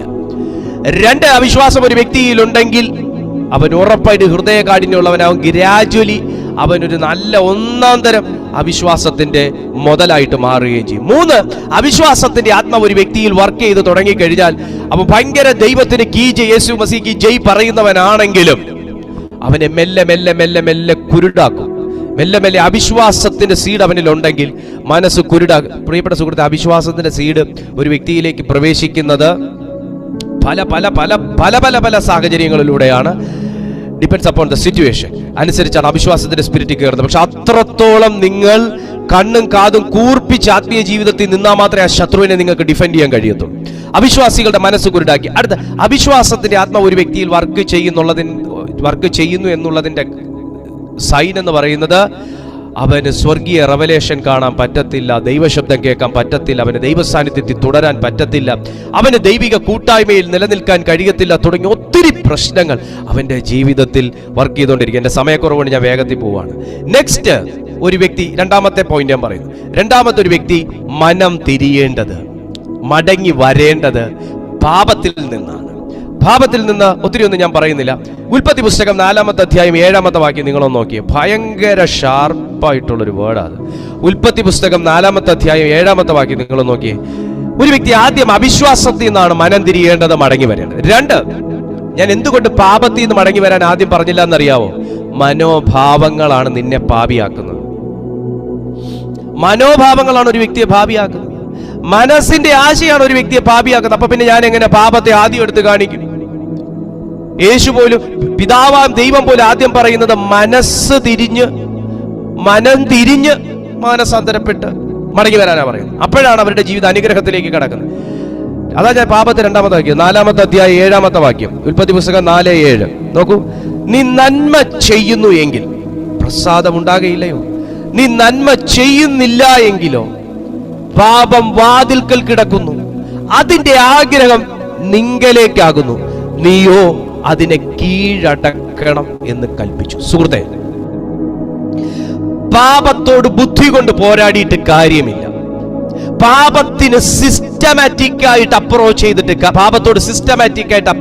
കാര്യമില്ല. ഇതൊക്കെ പയറ്റി തെളിഞ്ഞൊരു വ്യക്തിയാണ് ഞാൻ. പാപത്തോട് സിസ്റ്റമാറ്റിക് ആയിട്ട് കാര്യങ്ങൾ ചെയ്യണം, ഒന്നും സംഭവിക്കാൻ പോകുന്നില്ല. അത് അതിനേക്കാൾ വലിയ സിസ്റ്റം നിന്റെ ജീവിതത്തിൽ അപ്ലൈ ചെയ്യും. പാപത്തോട് ബുദ്ധി കൊണ്ട് പോരാടിയിട്ടും കാര്യമില്ല. നിനക്ക് ദൈവത്തോട് അടുക്കണമെന്നുണ്ടെങ്കിൽ നീ പാപത്തിൽ നിന്ന് 100% വേർപെട്ട ഒരു വ്യക്തി തന്നെ ആയിരിക്കണം എന്നുള്ളതൊരു വലിയ സത്യമാണ്. അതിന് ഇവിടെ തിരുവെഴുത്ത് പറയുന്നൊരു കാര്യമുണ്ട്. അതിന്റെ ആഗ്രഹം നിങ്കലേക്കാകുന്നു. ഒന്ന്, പാപത്തിന് നിന്നോടൊരാഗ്രഹം, നീയോ അതിനെ കീഴടക്കണം. ഇത് ദൈവത്തിന്റെ ആഗ്രഹമാണ്. നീ അതിനെ കീഴടക്കണം. അതൊരു കൽപ്പനയാണ്. കീഴടക്കണമെന്ന് കൽപ്പിച്ചു. ദൈവത്തിന്റെ കൽപ്പനയും പിശാചിന്റെ ആഗ്രഹവും, ഇത് രണ്ടുമാണ് നമ്മൾ പഠിക്കേണ്ടത്. ദൈവത്തിന്റെ കൽപ്പന, നിനക്ക് മുകളിൽ വരുന്ന എന്തിനേയും നീ കീഴടക്കണം. ഇതായിരുന്നല്ലോ ഏദനിലെ ആശ. കീഴടങ്ങിക്കിടന്നു. എല്ലാം ആദം ഹവ്വായ്ക്ക് കീഴടങ്ങിയിരുന്നു. പക്ഷേ ഈ പാപത്തിന്റെ ആഗ്രഹം മനുഷ്യ ശരീരത്തിലേക്ക് പ്രവേശിച്ചതോടുകൂടെ തിരിച്ചായി, കൽപ്പന തിരിച്ചായി. എന്ന് വെച്ചാൽ മനുഷ്യൻ പാപത്തിന് കീഴടങ്ങേണ്ട അവസ്ഥയിലോട്ട് വന്നു. അതാണ് അവിടെ തിരുവെഴുത്ത് പറയുന്നത്, നീയോ അതിനെ കീഴടക്കണം എന്ന് കൽപ്പിച്ചു. കാരണം അതിന്റെ ആഗ്രഹം നിന്നോടാണ്. കുജേ, ഈ ലോകത്തിന്റെ പരാജയത്തിന്റെ ആഗ്രഹം നിന്നോടാണ്. ഇതൊക്കെ പാപത്തിൽ നിന്ന് ഉത്ഭവിച്ചതാണ്. ഈ ലോകത്തിന്റെ തകർച്ചയുടെ ആഗ്രഹം ദിവ്യാത്മാവുള്ള നിന്നോടാണ്. ഈ ലോകത്തിന്റെ കുറ്റപ്പെടുത്തലിന്റെ ആഗ്രഹം ദിവ്യാത്മാവുള്ള നിന്നോടാണ്. ഈ ലോകത്തിന്റെ മരണത്തിന്റെ ആഗ്രഹം ദിവ്യാത്മാവുള്ള നിന്നോടാണ്. ഈ ലോകത്തിലെ വൈരികളുടെ ആഗ്രഹം ദിവ്യാത്മാവുള്ള നിന്നോടാണ്. ഈ ലോകത്തിന്റെ തകർച്ചകളുടെയും ഒറ്റപ്പെടലിന്റെയും ആത്മഹത്യയുടെയും ദുർചിന്തയുടെയും ദുരാസക്തിയുടെയും വെറിക്കൂത്തിന്റെയും ഒക്കെ ആഗ്രഹം ദിവ്യാത്മാവുള്ള നിന്നാണ്. പക്ഷെ ദൈവം പറയുന്നു, നീ അതിനെ കീഴടക്കണം. You must rule over it. You must rule over it. നീ അതിനെ റൂൾ ചെയ്യണം, നീ അതിനെ കീഴടക്കണം, നീ അതിനെ നിയന്ത്രിക്കണം, നീ അതിനെ കീഴടക്കി അതിന്മേൽ ജയമെടുക്കണം. പ്രിയപ്പെട്ട സുഹൃത്തേ, എന്ന് മനുഷ്യൻ പാപത്തിന് കീഴ്പ്പെട്ടോ അന്ന് മുതൽ സകലത്തിനു മനുഷ്യൻ കീഴ്പ്പെടാൻ തുടങ്ങി. എന്നാൽ എന്ന് മനുഷ്യൻ ഏദനിൽ ഇല്ലാത്ത ഒരു പ്രത്യേക അനുഭവം പുതുനിയമത്തിൽ പ്രാപിച്ചോ അതോടുകൂടെ മനുഷ്യൻ അതിനെ ജയിക്കാൻ തുടങ്ങി. അതാണ് അഭിഷേകം. ഏദനിൽ മനുഷ്യൻ അനോയിന്റഡ് അല്ലായിരുന്നു, എന്നാൽ പുതുനിയമത്തിൽ മനുഷ്യൻ അനോയിന്റഡ് ആണ്. അതെ, പുതുനിയമത്തിലെ അഭിഷേകത്തിന്റെ ശക്തി കൊണ്ട് പാപത്തെ കീഴടക്കാൻ മനുഷ്യന് കഴിഞ്ഞു. പുതുനിയമത്തിന്റെ അഭിഷേകത്തിന്റെ ശക്തി കൊണ്ട് പാപത്തിന്റെ ബന്ധനങ്ങളെ തകർക്കുവാൻ മനുഷ്യന് കഴിഞ്ഞു.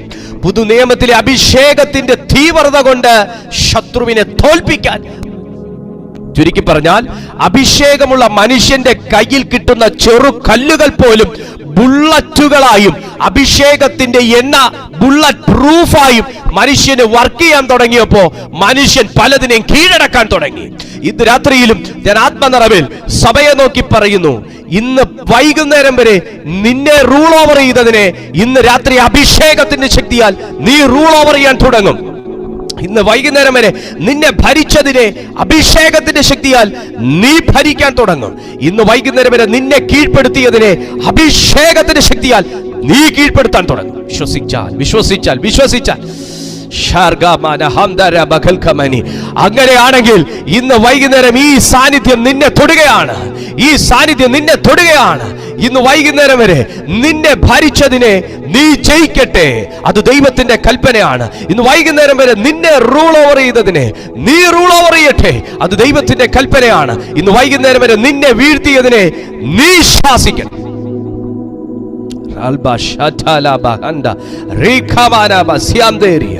രക്തത്താൽ ജയമെടുക്കുന്നു. അവിശ്വാസത്തിന്റെ പ്രവൃത്തിയല്ല, വിശ്വാസത്തിന്റെ പ്രവൃത്തിയാണ് ദൈവം ഇന്ന് രാത്രിയിൽ നിന്നിൽ നിന്ന് ആഗ്രഹിക്കുന്നത്. വിശ്വാസത്തിന്റെ പ്രവൃത്തി എന്താന്ന് ചോദിച്ചു കഴിഞ്ഞാൽ അത് കീഴടക്കുന്നതാണ്. അവിശ്വാസത്തെ കീഴടക്കും, മരണത്തെ കീഴടക്കും, സാത്താനിക പ്രവർത്തനങ്ങളെ കീഴടക്കും, ആഭിചാര പ്രവൃത്തികളെ കീഴടക്കും, മന്ത്രവാദ പ്രവൃത്തികളെ കീഴടക്കും, ദുഷ്കർമ്മത്തെ കീഴടക്കും. ഇന്ന് രാത്രിയിൽ അതിനുള്ളൊരു തലമുറയുടെ മേൽ സ്വർഗത്തിന്റെ തീയുടെ അഭിഷേകം.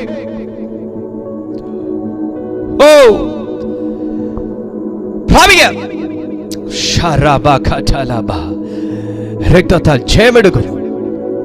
കീഴടക്കാനുള്ളൊരു അഭിഷേകം, കീഴടക്കാനുള്ളൊരു അഭിഷേകം, കീഴടക്കാനുള്ളൊരു അഭിഷേകം.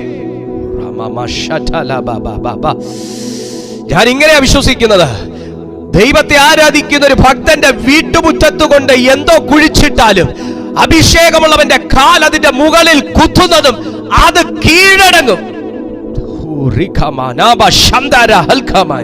അങ്ങനത്തെ ഒരു അഭിഷേകമാണ് ദൈവം എന്റെയും നിങ്ങളുടെയും മേൽ പകർന്നിരിക്കുന്നത്. അത് നിന്നോടല്ല അതിന്റെ ആഗ്രഹം, നിന്റെ അകത്ത് കിടക്കുന്ന ആത്മാവിന് അതിനോട് ആഗ്രഹം, അതിനെ കീഴ്പ്പെടുത്താനുള്ള ആഗ്രഹം, പാപത്തെ കീഴ്പ്പെടുത്താനുള്ള ആഗ്രഹം, ദുഷ്കർമ്മത്തെ കീഴ്പ്പെടുത്താനുള്ള ആഗ്രഹം, പിശാചിന്റെ പ്രവൃത്തികളെ കീഴ്പ്പെടുത്താനുള്ള ആഗ്രഹം.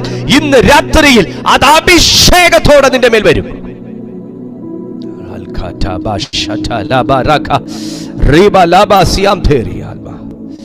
ദൈവത്തിന് മഹത്വം ഉണ്ടാകട്ടെ. ഉൽപ്പത്തി പുസ്തകം 18:20 നോക്കിയേ.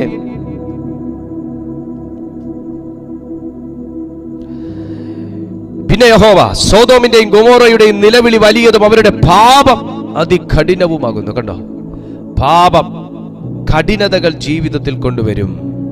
പാപം നമ്മുടെ ജീവിതത്തിൽ കഠിനതകൾ കൊണ്ടുവരും. ഞാൻ അവിടെ വായിച്ചു വിടുകയാണ്. പാപം നമ്മുടെ ജീവിതത്തിൽ കഠിനതകൾ കൊണ്ടുവരും. നമ്മളിത് അനുഭവിക്കുന്ന ഒത്തിരിയും പ്രശ്നങ്ങൾക്ക് കാരണം നമ്മുടെ അറിവില്ലായ്മ കൊണ്ടും നമ്മൾ ഗ്രഹിക്കായ്മ കൊണ്ടും എന്തൊക്കെയോ നമ്മുടെ ജീവിതത്തിൽ വന്നു പോകുന്ന ദൈവമേ, ഇങ്ങനെ പ്രാർത്ഥിക്കുക, ദൈവമേ നീ പാപമെന്നെണ്ണുന്നത് എങ്കിൽ നിന്ന് നീങ്ങിപ്പോകുന്നതോടൊപ്പം അതെന്ത് എന്ന് എനിക്ക് വെളിപ്പെടുത്തി തരണം. പ്രാർത്ഥിക്കണം.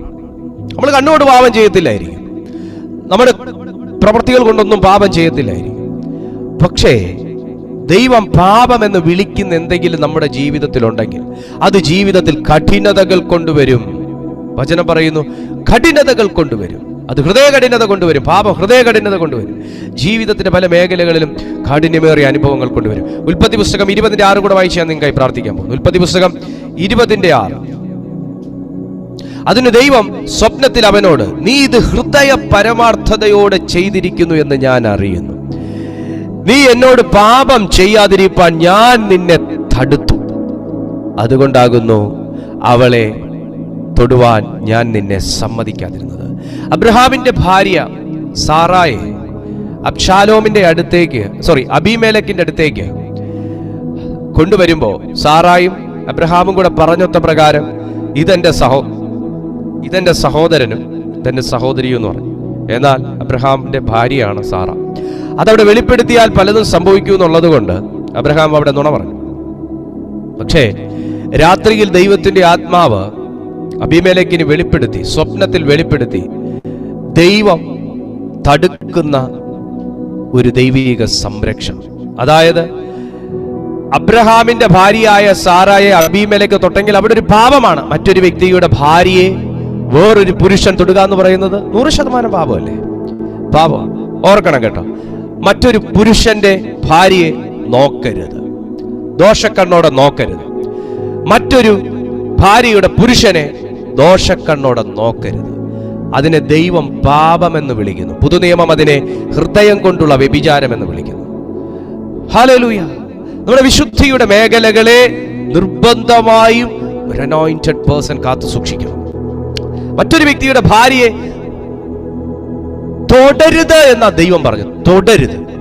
അതിന് ദൈവം തന്റെ കൈകൾ കൊണ്ട് തടുത്തു എങ്കിൽ എത്ര സീരിയസ് ആയിട്ട് ഞാൻ ഈ വേർഡിനെ കാണണം. മറ്റൊരു വ്യക്തിയുടെ ഭാര്യയെ തുടരുത്. ദൈവം ദൈവത്തിന്റെ കൈ കൊണ്ട് അബീമേലെക്കിനെ തടുത്തു എന്ന് ദൈവം സാക്ഷ്യപ്പെടുത്തണമെങ്കിൽ അതിനകത്ത് എത്ര വലിയ കാര്യമാണ് മോനെ ദൈവം കാണുന്നത്. തൊട്ടാ എന്താ? രാജാവല്ലേ. തൊട്ടാ എന്താ? ആരെങ്കിലും പിടിച്ച് രാജാവിന്റെ മൂക്ക് ചെത്തുവോ? മനുഷ്യൻ ചെത്തത്തില്ല, ദൈവം ചെത്തും. ആരെങ്കിലും അറിയാൻ പോകുന്നു? ആരെങ്കിലും അറിയാൻ പോകുന്നു? ആരും അറിയാൻ പോകുന്നില്ല. പക്ഷെ എല്ലാം അറിയുന്നൊരു ദൈവമുണ്ട്. പാപം ഒരു വ്യക്തിയെ അത് വാതിൽക്കൽ കിടക്കുന്നു എന്നാ പറയുന്നത്. പാപം ഒരു വ്യക്തിയെ തൊടുന്നതിന് വലിയ സമയമൊന്നും വേണ്ട. ചെറിയ ഒരു മിന്നായം പോലത്തെ കണ്ണ് ചിമ്മി തുറക്കുന്ന സമയം മതി. നമ്മൾ പാപത്തിന്റെ ഉടമയായി കഴിയും. പക്ഷെ പാപം നമ്മുടെ ജീവിതത്തിനകത്തേക്ക് പ്രവേശിച്ചു കഴിഞ്ഞാൽ അത് നമ്മുടെ അഭിഷേകത്തെ ബാധിക്കും, നമ്മുടെ പേഴ്സണാലിറ്റിയെ ബാധിക്കും, നമ്മുടെ വിശുദ്ധിയെ ബാധിക്കും, നമ്മുടെ പ്രോമിസ് വാഗ്ദത്തങ്ങളെ ബാധിക്കും, നമ്മുടെ ആ ഒരു ദൈവാന്തരീക്ഷത്തിന്റെ വയബിലിറ്റിയെ നമുക്ക് ബാധിക്കും, നമുക്ക് ആത്മമണ്ഡലത്തിലുള്ള എല്ലാ കീ റോളുകളെയും അത് ബാധിക്കും. പക്ഷെ അതാരും തിരിച്ചറിയുന്നില്ല. അതെല്ലാം ബാധിക്കും. അതുകൊണ്ട് പ്രിയപ്പെട്ട സുഹൃത്തെ, നമ്മുടെ അയ്യോ അതാ പറഞ്ഞു, അയ്യോ എന്റെ പൊന്ന് കർത്താവേ, ഞാൻ എന്റെ കണ്ണുമായി ഒരു നിയമം ചെയ്തിരിക്കുന്നു. എന്താണോ തനിക്ക് കണ്ണ് തന്നേക്കുന്ന? കാണാനല്ലേ അല്ലേ? നമ്മൾ അങ്ങനെയൊക്കെ പറയൂ അല്ലേ? ഇതൊന്തൊരു കഠിന ഉപദേശം. തിരുവഴുത്തിൽ അങ്ങനെ 1-2 പേര് പറഞ്ഞു, ഇതൊന്തൊരു കഠിന ഉപദേശം, മനുഷ്യനാണെങ്കിൽ നോക്കിപ്പോവൂലേ എന്നൊക്കെ ചോദിക്കും. നീ നോക്കിയാ നീ നോക്കും, പക്ഷെ ദൈവം പറയാനുള്ള ദൈവം പറയും. തിരിച്ചറിയാം. നോക്കിപ്പോയാൽ നീ മടങ്ങി വരണം. അതാ ഇസ്രായേലിനോട് ദൈവം അതാ പറഞ്ഞു, നീ മനം തിരിഞ്ഞു മടങ്ങി വരണം. നോക്കിപ്പോയി, കണ്ടുപോയി, കർത്താവേ ചെയ്തു പോയി, മടങ്ങി വരണം. ശിംശോൻ മടങ്ങി വന്നില്ലേ? ദാവീദ് മടങ്ങി വന്നില്ലേ? തെറ്റ് ചെയ്ത് എത്രയോ ഭക്തന്മാർ മടങ്ങി വന്നില്ലേ? പത്രോസ് മടങ്ങി വന്നില്ലേ? ദൈവത്തോട് ക്ഷമ ചോദിച്ചില്ലേ? യോന മടങ്ങി വന്നില്ലേ? ക്ഷമ ചോദിച്ചില്ലേ? മടങ്ങി വരണം. അതാ കർത്താവ് പറഞ്ഞേ, നിങ്ങൾ മനം തിരിഞ്ഞു മടങ്ങി വരുന്നെങ്കിൽ ഇത് ഞാൻ ദൈവത്തെക്കാൾ വലിയ ദൈവമാണെന്ന് പറഞ്ഞുകൊണ്ടിരുന്നാലാ ഈ പ്രശ്നം വരുന്നത്. കർത്താവിനേക്കാൾ വലിയ തിയോളജി എഴുതാനുള്ള ആളാ ഞാനെന്ന് പറഞ്ഞിരിക്കും, അവിടെയാ പ്രശ്നം വരുന്നത്. ഇതൊക്കെ സ്വാഭാവികമല്ലേ? ഈ ചിന്തയാ മനുഷ്യനെ നശിപ്പിച്ച് ഇല്ലാതാക്കുന്നത്. ദൈവത്തിനും കൊള്ളത്തില്ല, മനുഷ്യനും കൊള്ളത്തില്ല എന്നുള്ള അവസ്ഥയിലാകുന്നത്. സോ പറയും, ഞാൻ നിന്നെ തടുത്തതാ, നീ അബ്രഹാമിന്റെ ഭാര്യയെ തൊടാതിരിക്കാൻ ഞാൻ നിന്നെ തടുത്തതാ. പക്ഷെ ഒരു കാര്യമുണ്ട്, ഈ മനുഷ്യൻ അബീമേലെക്ക് പരമാർത്ഥ ഹൃദയത്തോടെയായിരുന്നു കാര്യങ്ങളോ സമീപിച്ചിരുന്നത്. മോനെ, ദൈവഭാഗത്ത് നിൽക്കുമ്പോൾ ഒരു പരമാർത്ഥ ഹൃദയം വേണം. പരമാർത്ഥ ഹൃദയം വേണം. ദൈവ കാര്യങ്ങളിൽ ഒരു പരമാർത്ഥത വേണം. അബീമേലെക്കിനോട് ദൈവം പറഞ്ഞത്, അബീമേലെക്ക് ഒരു പാപത്തിൽ വീഴരുതെന്ന് ദൈവം ആഗ്രഹിച്ചതിന്റെ കാരണം അബീമേലെക്കിനൊരു പരമാർത്ഥ ഹൃദയം ഉണ്ടായിരുന്നു. ഈ എല്ലാ വെച്ച് കെട്ടലുകളും അവസാനിപ്പിക്കണം ക്രിസ്തീയ ജീവിതത്തിൽ നിന്ന്. പ്രാർത്ഥനയാണെങ്കിലും ഉപവാസമാണെങ്കിലും കൂട്ടായ്മയാണെങ്കിലും ദൈവസ്നേഹമാണെങ്കിലും ദൈവ മക്കളോടുള്ള ബന്ധമാണെങ്കിലും വെച്ചുകെട്ടൽ അവസാനിപ്പിക്കണം. പരമാർത്ഥ ഹൃദയം വേണം. പരമാർത്ഥ ഹൃദയമുള്ളവന്റെ ജീവിതത്തിൽ തടയാൻ ദൂതന്റെ കൈ അല്ലടോ, ദൈവത്തിന്റെ കൈ തന്നെ നീട്ടും.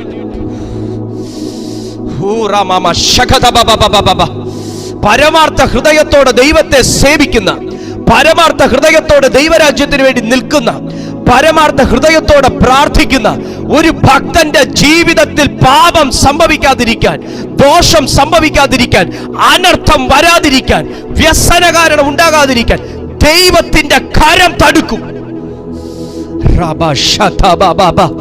ഇന്ന് രാത്രി ചോദിക്കുക ദൈവത്തോട്, അങ്ങനെ ഒരു പരമാർത്ഥ ഹൃദയം ചോദിക്കുക ദൈവത്തോട്. എല്ലാ പാരമ്പര്യ ചിന്തയും മാറട്ടെ, എല്ലാ പാരമ്പര്യ ചിന്തയും മാറട്ടെ, എല്ലാ വെച്ചുകെട്ടലും മാറട്ടെ. അങ്ങനെയുള്ള പരമാർത്ഥ ഹൃദയം ചോദിക്കുക ദൈവത്തോട്. ഓ, നീ വീണു പോകുന്നു, നീ വീണു പോകുന്നു, നീ അകന്നു പോകുന്നു, അകന്നു പോകുന്നു. ഒരു പരമാർത്ഥ ഹൃദയം ചോദിക്കുക ദൈവത്തോട്. ദൈവം സാക്ഷ്യപ്പെടുത്തിയ അബീമേലെക്കിനോട്, ദൈവം സാക്ഷ്യപ്പെടുത്തിയ അബീമേലെക്കിനോട്, മോനെ, നീ പരമാർത്ഥ ഹൃദയത്തോടെ അത് ചെയ്തതുകൊണ്ട് ഞാൻ തടുത്തു, ഞാൻ തടുത്തു, ഞാൻ തടുത്തു, ഞാൻ തടുത്തു, ഞാൻ തടുത്തു, ഞാൻ തടുത്തു. എനിക്ക് വിശ്വാസമുണ്ട്, എനിക്ക് വിശ്വാസമുണ്ട്. ഞാൻ പരമാർത്ഥ ഹൃദയത്തോടെ എന്റെ ദൈവത്തിന് വേണ്ടി ഞാൻ നിന്നാൽ, ഞാൻ പരമാർത്ഥ ഹൃദയത്തോടെ പ്രാർത്ഥിച്ചാൽ എനിക്ക് വേണ്ടി ദോഷങ്ങളെ തടുക്കുന്ന ഒരു ദൈവകരം. ലോകം നിനക്ക് ദോഷം വരണമെന്ന് വിചാരിച്ചാലും, ചാർച്ചക്കാർ നീ തകർന്നു പോകണമെന്ന് വിചാരിച്ചാലും, ബന്ധുക്കൾ നീ മുടിഞ്ഞു പോകണമെന്ന് പറഞ്ഞാലും, ദൈവം തടുത്താൽ, ഓ, ദൈവം തടുത്താൽ, ദൈവം തടുത്താൽ, ഹോളി സ്പിരിറ്റ് ദൈവം തടുത്താൽ തൊടത്തില്ല നിന്നെ. നീ പാപം തൊടത്തില്ല, നീ തകർച്ച കാണത്തില്ല, നീ ഫെയിലിയർ ആകത്തില്ല, നീ ക്രിസ്തീയ ജീവിതത്തിൽ ഫെയിലിയർ ആകത്തില്ല, നീ ഫാമിലിയിൽ ഫെയിലിയർ ആകത്തില്ല, നീ ലൈഫിൽ ഫെയിലിയർ ആകത്തില്ല, നീ എക്സാമിന് ഫെയിലിയർ ആകത്തില്ല. ദൈവം തടുക്കും നിന്റെ പരാജയം. Come on. ദൈവം തടുക്കും, ദൈവം തടുക്കും, ദൈവം തടുക്കും. ഓ ശരമരബശനെ, ദൈവം തടുക്കും. ഓ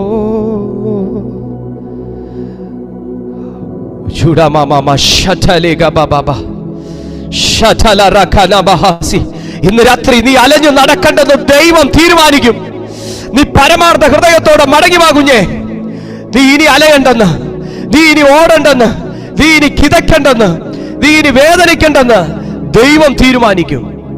ദൈവം തീരുമാനിക്കും, ദൈവം തീരുമാനിക്കും, ദൈവം തീരുമാനിക്കും. Oh Jesus, പ്രാർത്ഥിച്ചേ. ഒരു പരമാർത്ഥ ഹൃദയം, ഒരു പരമാർത്ഥ ഹൃദയം, മാനസാന്തരപ്പെട്ട, മനം തിരിഞ്ഞ ഒരു പരമാർത്ഥ ഹൃദയം ദൈവത്തോട് ചോദിക്കുക. എന്റെ ദൈവമേ, നിന്നോട് അടുക്കുവാൻ, നിന്നെ ആരാധിക്കാൻ, നിന്നോട് ചേർന്ന് നിൽക്കാൻ ഒരു വ്യാജമില്ലാത്തൊരു ഹൃദയം, പരമാർത്ഥ ഹൃദയം എനിക്ക് വേണമപ്പാ പറഞ്ഞേ. ഒരു പരമാർത്ഥ ഹൃദയം എനിക്ക് വേണമപ്പാ. Lord,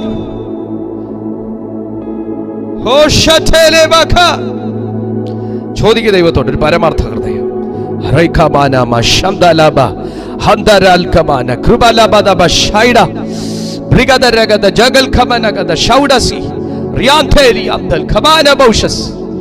യേശുവിന്റെ നാമത്തിൽ ഇന്ന് രാത്രി ദൈവം തടുക്കുകയാ കേട്ടോ. നിന്റെ കഷ്ടകാലത്തെ ദൈവം തടുക്കുന്നു, നിന്റെ മനോഭാരത്തെ ദൈവം തടുക്കുന്നു, നിന്റെ പതർച്ചകളെ ദൈവം തടുക്കുന്നു, നിനക്കെതിരെയുള്ള ആയുധങ്ങളെ ദൈവം തകർക്കുന്നു. ദൈവം തടുക്കുന്നു, ദൈവം തടുക്കുന്നു. ഓ കർത്താവേ, ഈ ജനത്തെ ഞാൻ ദൈവകരങ്ങളിൽ ഏൽപ്പിച്ചു പ്രാർത്ഥിക്കുന്നു. അവിടുന്ന് ഈ ജനത്തെ അനുഗ്രഹിക്കണേ. അവിടുന്ന് ഇവരുടെ ജീവിതത്തിൽ ഒരു വളർച്ച കൊടുക്കണേ അപ്പാ. ദൈവം ആഗ്രഹിക്കുന്ന പോലെ ഇവർക്ക് ജീവിക്കാൻ ഇവരുടെ ജീവിതത്തിൽ പരിശുദ്ധാത്മാവ് കൃപയേകണമേ. ഇവരെ ശക്തീകരിച്ചാട്ട് തൃക്കൈയിൽ ഏൽപ്പിക്കുന്നു. ഇന്ന് രോഗികൾ ഇപ്പോൾ യേശുവിന്റെ നാമത്തിൽ സൗഖ്യമാകട്ടെ. ഇവരെ അനുഗ്രഹിച്ചതിനായി സ്തോത്രം. മഹത്വം മുഴുവൻ അങ്ങേക്ക് യേശുവിൻ നാമത്തിൽ തന്നെ ആമേൻ. പ്രിയപ്പെട്ട ദൈവജനമേ, ഭയങ്കര ദൈവപ്രവൃത്തി ഇന്ന് നടന്നിട്ടുണ്ട്. കർത്താവ് നിങ്ങളെ സഹായിക്കും. എല്ലാ ദിവസവും രാവിലെയും വൈകുന്നേരവും ഞങ്ങളുടെ മീറ്റിംഗ് ഉണ്ട്. നിങ്ങൾ ആദ്യമായിട്ടാണോ ഞങ്ങളുടെ ചാനൽ കാണുന്നത്? നിങ്ങൾ ഈ ചാനൽ ഒന്ന് സബ്സ്ക്രൈബ് ചെയ്താട്ടെ. ഞങ്ങളുടെ വീഡിയോയ്ക്ക് ഒരു ലൈക്ക് കൊടുത്താട്ടെ. നിങ്ങൾ ഇതുവരെ ലൈക്ക് കൊടുത്തില്ലെങ്കിൽ വീഡിയോയ്ക്ക് ഒരു ലൈക്ക് കൊടുത്താട്ടെ. അനേകർക്ക് ഈ വീഡിയോ നിങ്ങൾ ഷെയർ ചെയ്താട്ടെ. ദൈവം നിങ്ങളുടെ ജീവിതത്തിൽ ഒരു വലിയ വളർച്ച തരും. ദൈവം നിങ്ങളെ അനുഗ്രഹിക്കും. ഒരു വ്യക്തി എന്ന് പാപത്തിൽ നിന്ന് സ്വതന്ത്രനാകുന്നു, അവിശ്വാസത്തിൽ നിന്ന് വിടുവിക്കപ്പെടുന്നു, അന്ന് മുതൽ അവന്റെ ജീവിതത്തിൽ അലച്ചിലുകളെ ദൈവം ശാസിക്കും. ദൈവം തടുക്കുവിടോ നിന്റെ അലച്ചിലുകളെ, നിന്റെ പരാജയത്തെ, നിന്റെ വ്യസനത്തെ, വ്യസന കാരണങ്ങളെ ദൈവം തടുക്കും. I bless you in Jesus almighty name. പിതാവായ ദൈവത്തിന്റെ സ്നേഹവും പുത്രനാം യേശുക്രിസ്തുവിന്റെ കൃപയും പരിശുദ്ധാത്മാവിന്റെ കൂട്ടായ്മയും കാവലും ഈ മീറ്റിംഗിൽ അറ്റൻഡ് ചെയ്ത എല്ലാ ദൈവജനത്തോടും കേട്ട വചനത്തോടും സകല വിശുദ്ധന്മാരോടും ഇന്നുമെന്നും കർത്താവിന്റെ വരവോളവും ഉണ്ടായിരിക്കുമാറാകട്ടെ. ആമേൻ. ജയം നൽകിയ ദൈവത്തിന് സ്തോത്രം. Hallelujah, hallelujah, hallelujah. ദൈവമായ കർത്താവ് നിങ്ങളെയും നിങ്ങൾക്കുള്ളതിനെയും സമൃദ്ധമായി അനുഗ്രഹിക്കട്ടെ. നമുക്ക് അടുത്ത ദിവസം മോർണിംഗ് പ്രയറിൽ ഒരുമിച്ച് കാണാം. അതുവരെ അത്യുന്നതന്റെ ചിറകിൻ കീഴിൽ കർത്താവ് നമ്മെല്ലാവരെയും സൂക്ഷിക്കട്ടെ. നിങ്ങളുടെ പ്രാർത്ഥനാ വിഷയങ്ങൾ കോൾസിലൂടെയോ അല്ലെങ്കിൽ വാട്സാപ്പിലൂടെയോ നിങ്ങൾ ഞങ്ങളെ അറിയിച്ചാൽ ഞങ്ങൾ നിശ്ചയമായിട്ട് നിങ്ങൾക്കായി പ്രാർത്ഥിക്കാം. ഫോണിൽ കിട്ടാത്ത പക്ഷം നിങ്ങൾക്ക് വാട്സാപ്പിൽ ഞങ്ങളെ ബന്ധപ്പെടാവുന്നതാണ്. നിങ്ങൾക്ക് മെസ്സേജുകൾ മുഖാന്തരമായിട്ടും ഒക്കെ അറിയിക്കാമല്ലോ. കർത്താവ് നിങ്ങളെ സഹായിക്കട്ടെ. നമുക്ക് നാളെ കാണാം. കർത്താവ് നിങ്ങളെ ബ്ലസ് ചെയ്യട്ടെ. God bless you. ഒരു ശുഭരാത്രി നിങ്ങൾക്ക് എല്ലാവർക്കും ആശംസിക്കുന്നു.